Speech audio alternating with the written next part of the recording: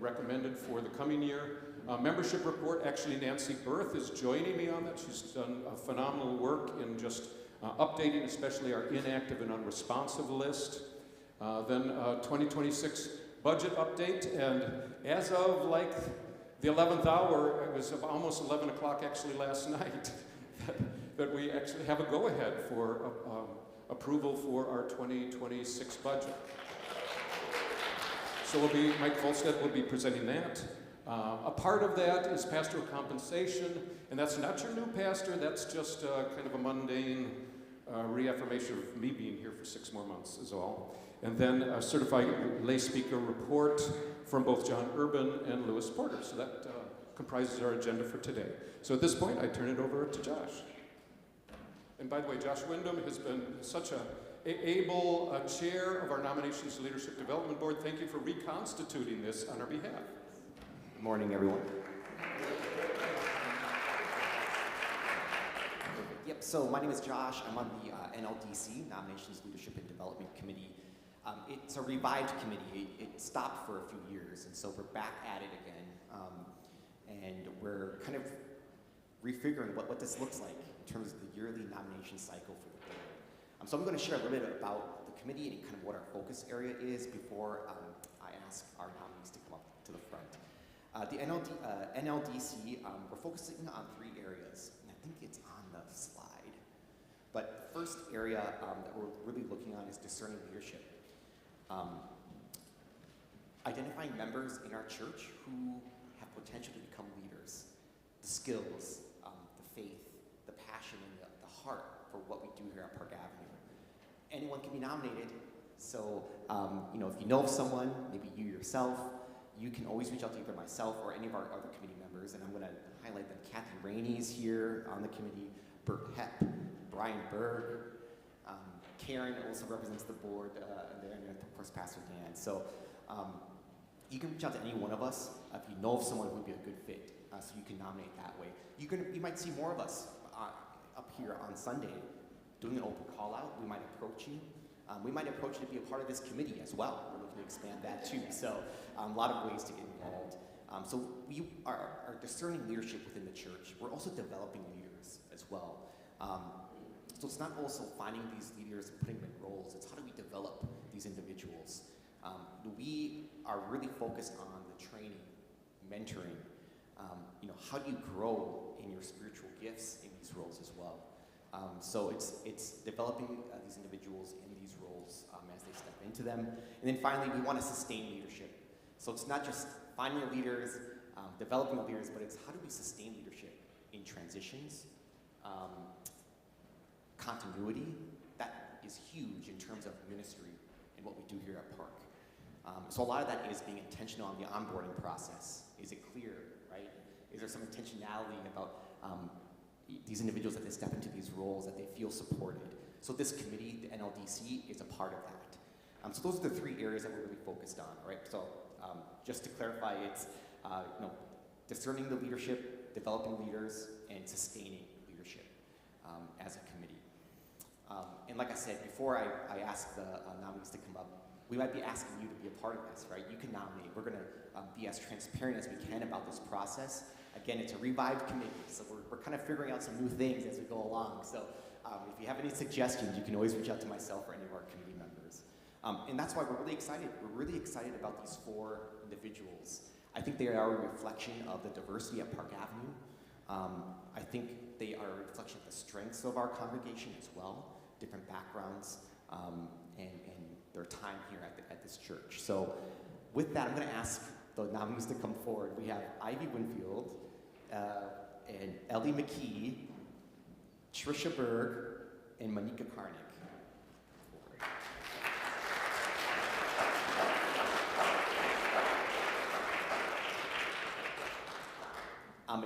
And really proud of this slate of candidates. And I'm going to ask, we're going to move into the time of voting.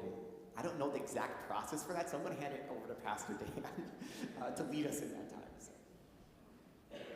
So under our current polity for Park Avenue United Methodist Church,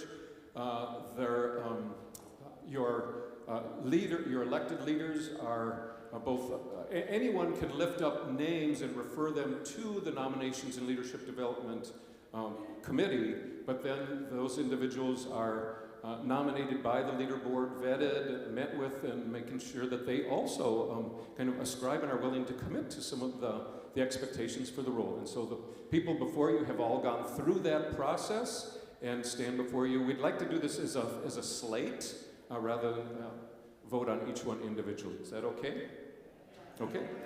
I'd entertain a motion to accept the slate of officers as presented by your Nomination and Leadership Development Board.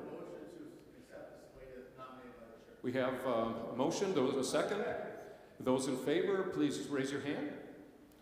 Those opposed, same sign. Give a round of applause.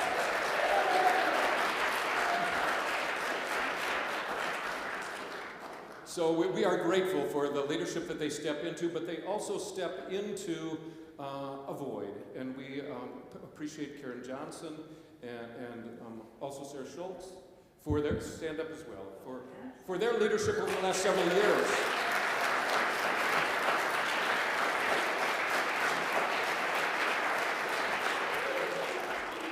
And Josh, I think, I don't want to speak for you, but the Leadership and Development Board sees their role as an ongoing commitment year-round.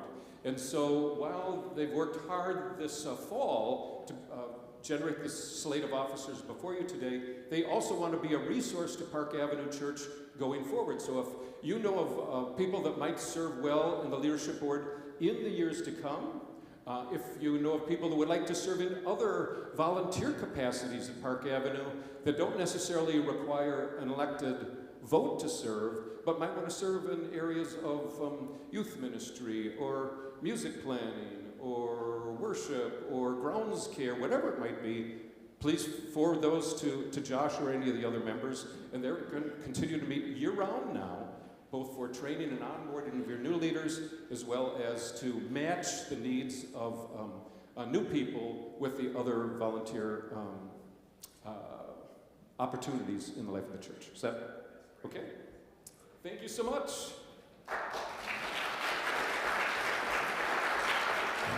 Next, I invite Nancy Berth to join me. Nancy is just a wonderful shepherd of this flock that can sometimes feel more like cats to her than sheep. And she has a report both on our membership losses that we grieve, membership additions during the past year, and also a recommendation for what we're calling first-year inactive and unresponsive members, and I'll share a word about what that means when it comes time to vote on that. What is the appropriate time for nominations from the floor, leadership board? Honestly, that would be impossible today. So if anybody has additional nominations for the board going forward, please forward those to Josh. A couple of avenues for that. So for instance, they will review the space on the current board, for instance, and how many more people might be added. I think there were interests in potentially a youth addition to the board, which would be wonderful. And so we would entertain that. And your church leader board, in between meetings of the church conference, has the authority to, if there would be a new addition to the board to fulfill somebody else's vacancy, they can do that in the context of the coming year. Yep. Josh. Hello. Okay, here's our official report. Our official membership count is 445 members. In the year 2025, 18 people joined us and 5 members left the church. We had 1 baptism. Of the 445 members, 311 are active, meaning we see them, we know them, we can communicate with them. 134 are inactive, meaning we can't do any of the first 3 things that I just said. Right now there's a list going out of 50 names that we would like to contact this year to reconnect, to see if they have a church home, and if so, would they like to transfer their membership or withdraw their Park Avenue membership, invite them back. Maybe they still haven't come back to church since the pandemic. We just need to contact the people. We currently don't have a membership committee. I am the secretary, and I'm by myself. So I am not able by myself to contact everybody who's inactive. So if you could, if you see any names on this list, and I only made 40 copies, so you'll have to scrunch together. All being spread out in the sanctuary is not a good thing for sharing copies, but see me if you want to get a copy. I can email it to you. I would like help in contacting people. That's my report. Nancy, thank you so much for presenting that to us. A couple of observations.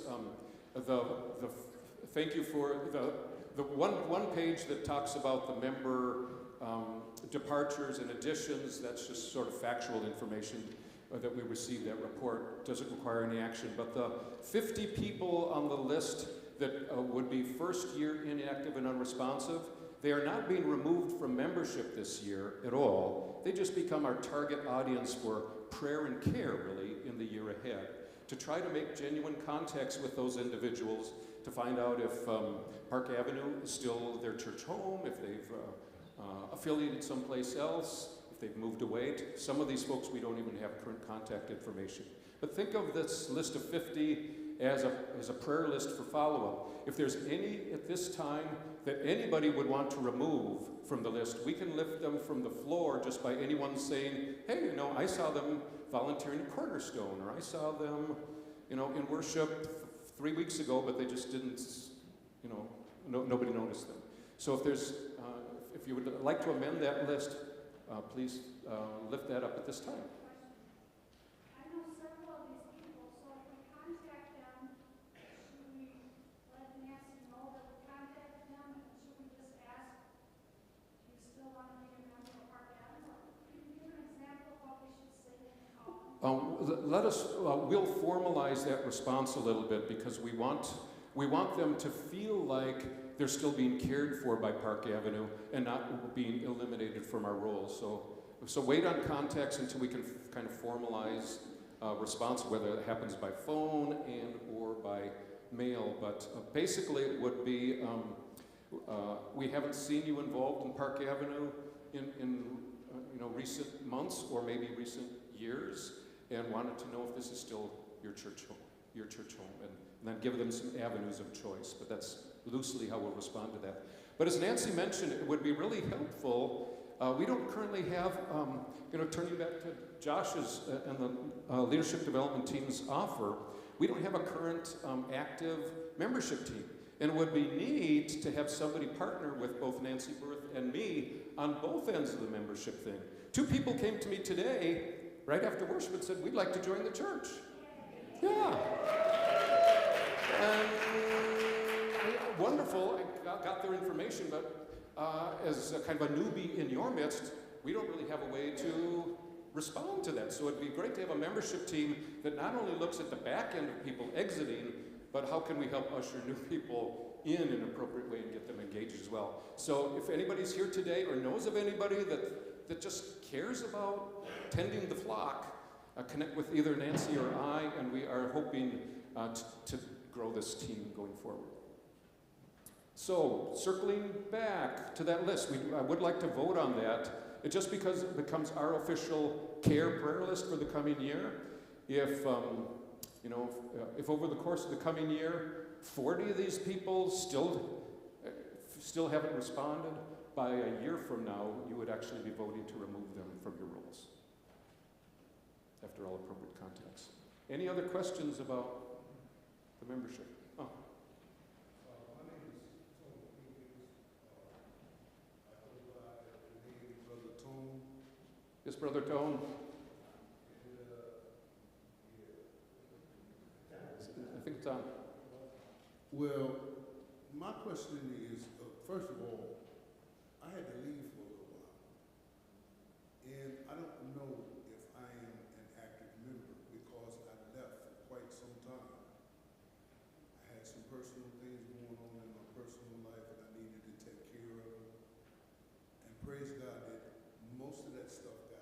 Amen. But I was determined to come back when I could. And I've been back for a while, but I would like to know, how would I find out if I am on an active membership list? Because I was a member before that happened. Between Nancy and Carla Urban, would you have that data? Well, just come see Nancy. And remember, at any point in time, anybody that might have drifted from the membership rolls can always be reinstated as a member of Park Avenue Church at purely nothing more than your request.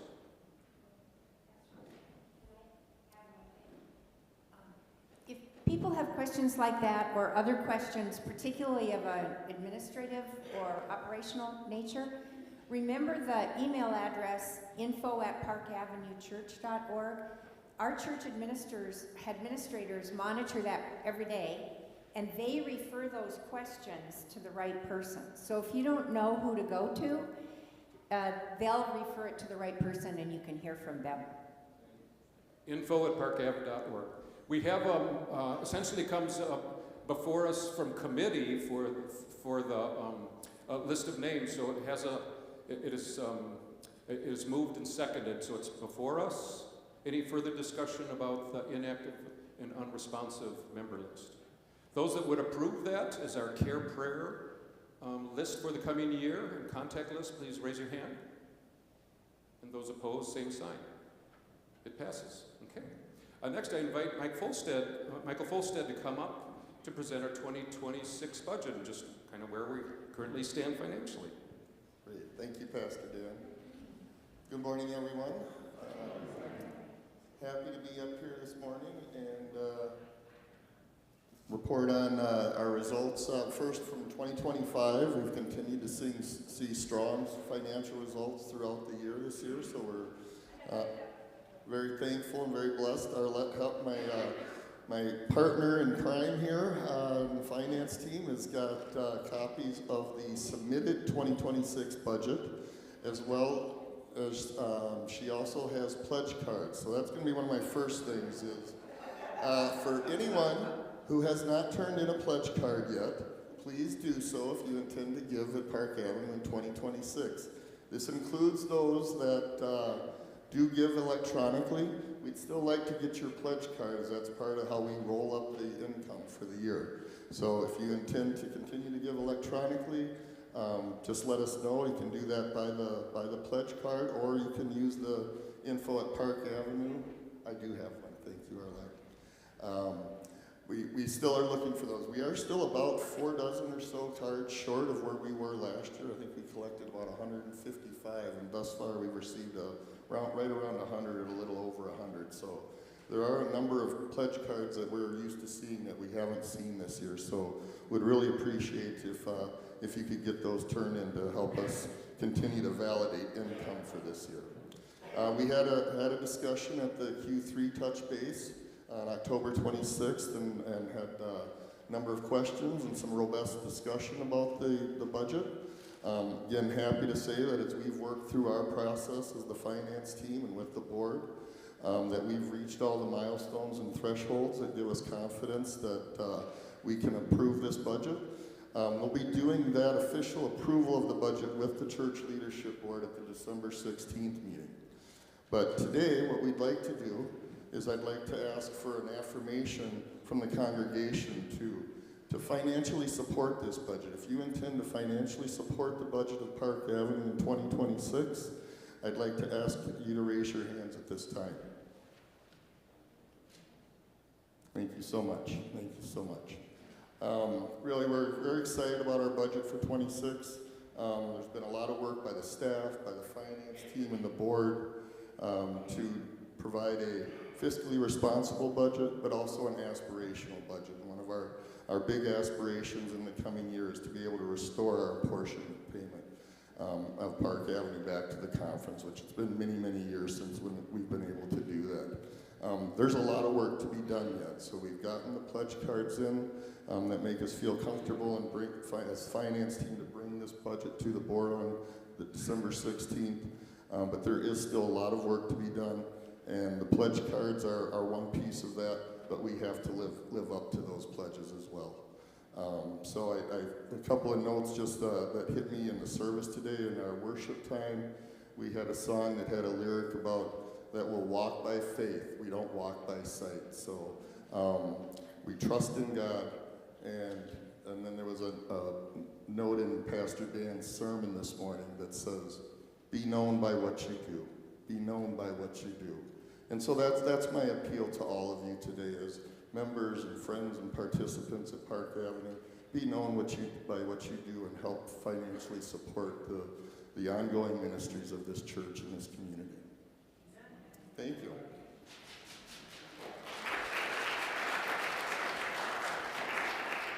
Thank you to Michael and your whole entire team. They've been waiting with bated breath for some of those last cards to come in. And yes, we still have a ways to go, but we have sufficient backing, at least historically, to affirm the budget as presented. So that's great news. That's great news. With no other cuts. So, Pam, there's a vote on our pastoral compensation. I think the numbers will be up top. It's not very complicated. You can see that we have been blessed as a congregation during this interim period to have a pastor who brings his gifts to us at not a very high expense, except maybe personal expense. But in terms of the budget, because he's retired, he has been willing to work with us at an amount that is less than what we were paying a senior pastor before, and is less than what we would, what we have in the budget, assuming that we will pay when we have another full-time senior pastor. As you can see, the $24,000 in salary is for 1/2 a year. This is what he's been paid this past 6 months for half-time. So if that were a full year, that'd be $48,000, and if that was full-time, that would be $96,000. And we have a bit more than that in the budget for what we assume it will take for our new pastor coming, but we're unsure about that. So that will take some prayer as we go forward, really thinking and praying about the pastor that we get. But for now, the pastor we have as our interim senior pastor would be paid $24,000. He also is allocated $1,000 in professional development, I think it's called, but no expense for benefits to us, which is another savings and a part of the reason that our finances this year have been better. So that's all I have to report or to propose about the pastoral compensation. When we have a new senior pastor decided upon and we come to the congregation about that, then we would have the congregation vote on that compensation package. Okay? I think you have to call the question. I'll call. Fair enough. So I call for a vote to approve the $24,000 plus the $1,000 professional development for Pastor Dan, half-time for 6 months in 2026. Thank you. All in favor? Thank you very much. And then we are blessed by, Pam, did you? One thing I wanted to add, is that right? Thank you. I'm sorry, I forgot. You may wonder why we're only voting on Pastor Dan's compensation. As you know, we have 2 other people on staff who are ordained pastors, Pastor Annie and Pastor Jennifer. And we call them pastor because they've earned it. They worked hard for it, they live the life of a pastor, and they bring those gifts to us. Our church, however, has only one appointed pastor from the Methodist denomination. The positions that Annie and Jennifer are in are actually staff positions in our staff structure. So although they bring their pastoral credentials and gifts, their job titles actually are minister, family minister, and spiritual formation and care minister. And we have other ministers on staff as well. So that's why their compensation is not subject to approval or discussion here. But it is included, of course, in our budget. Yeah. Mm-hmm. I Uh-huh. When I look at this budget, I just have a question about two questions. One is, are the salary positions for each one of the line items not included in those line items, but they're included in the salaries benefits? Correct. That's correct. One thing, there could be some contractors that might be paid out of that program budget, but no employees. And then my second question is, it would be helpful for me. Oh, sorry, I should have done that. Apologize. Thanks for that. So just to repeat what I just asked and you affirmed, is that the salaries for the staff and positions are not included in the line items for those programs, but they're included in the salaries, benefits, and tax line. Okay. Second question is, as a congregant who's not involved in the leadership board at this point, or SPRC or anything like that, I am curious and interested to know the breakdown of the salaries, benefits, and tax for each of the people. Because that's a large number, and it's not much of a difference from 2025 at all, $332. So how would we, as a congregation, be able to get that information? And it seems like, so I'll just say, I was on the SPRC, and so we kept that, years ago, we kept it more private, I guess. And I think that in building trust, we're all about transparency. So that's why my question is there. So your question is, can a congregant look at the individual salaries of people on staff? My question is, can we have a breakdown of the 553, 200,000, 240,000? Okay, I'm going to take a stab at this, but someone who knows the rules better than me might have to clean it up. I think there are, you implied, there are confidential personnel matters that we would want to make sure that we protect for any individual employee. So pay for each employee, I don't know the answer or the past practice for that, but would look for some help on that. So that would be a first thing. We would have to look at it and think through. I have not seen that individual salaries have been shared broadly, that's been held more closely. That's different than, can we do a breakdown of smaller categories? I think that's imminently possible, and for the purposes of transparency and trust would probably, in my opinion, be a good idea. So that's fair to ask, and I think we could follow through on that, and I'll take responsibility to look into it. Anything to add?